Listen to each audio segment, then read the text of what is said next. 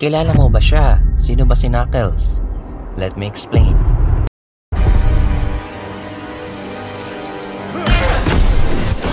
Si Knuckles o Knuckles the Echidna ay isa sa mga karakter mula sa Sonic Boom series, games at ganoon din sa pelikula ni Sonic the Hedgehog. Ang ugali niya ay kabaliktaran sa ugali ni Sonic. Siya yung karakter matigas pa sa bato.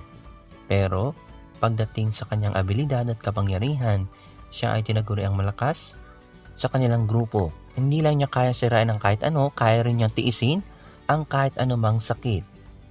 Si Knuckles ay isa sa mga naging kaibigan ni Sonic pero isa rin siya sa mga matinding kalaban ni Sonic.